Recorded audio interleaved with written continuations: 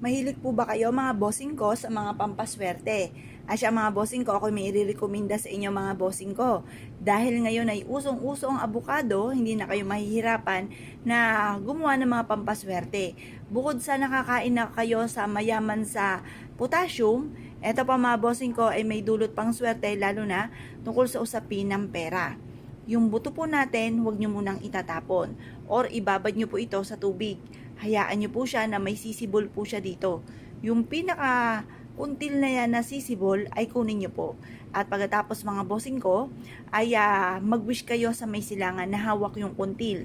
Sabihin nyo ang lahat ng nais ninyo. Halimbawa, sa papamagitan ng sipag at tiyaga, double time sa pagkayod at pananalig sa mahal na Panginoon, sa pamamagitan ng pampaswerteng ito, ako ay hindi na mauubusan ng pera. Makakamit ko ang aking mga pinapangarap. Sabihin nyo na lahat ang gusto po ninyo mga bossing. Sabihin nyo po, magkaroon ako ng malaking bahay. Total naman, kahilingan lang pa po yan. Kumbaga, walang masama na mag-wish ng marami, ng higit-higit, labis-labis.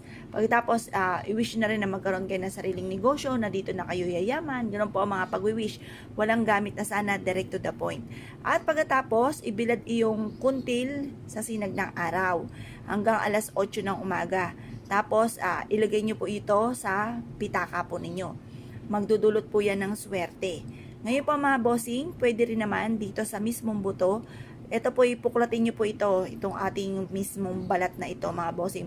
Napupuknat po yan. Pag napuknat na po yan, pwede nyong sulatan itong ating buto na nakaharap ka sa gawing silangan ng mga 6:30 or kaya po alas 7. Tapos, ibilad nyo po siya sa sinag ng araw. Yung wishes po ninyo, ganun din. Walang gamit na sana, direct to the point.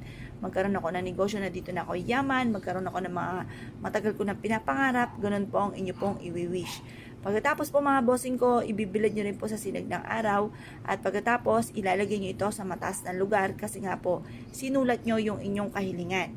Kung gusto naman po ninyo na hindi sa mataas ang lugar ilagay, ibulong nyo na lang po mga bossing ko ang inyong kahilingan dito sa buto. Mula sa puso, taimtim na panalangin, makakamtan nyo po kung ano man ang inyo po mga pinapangarap. Basta, bukod sa inyo pong paggawa ng ganito, nasa isipan po ninyo na kayo po magiging matagumpay, i-mindset nyo na kayo magiging matagumpay, lahat ng mga pangarap po ninyo matutupad, at kung ano man ang mga pagsubok na ipagdadaanan lamang at hindi natin tatambayan. Dahil nga po mga bossing ko na ngayon ay patok na patok ang ating pong abukado, may iba't ibang mga pamamaraan na pwede natin gawin para magamit natin itong pampaswerte. Ito po ay for abundance and for prosperity. Ang pinakamayor po niya mga bossing ko ay tungkol sa usapin ng kaperahan mga bossing.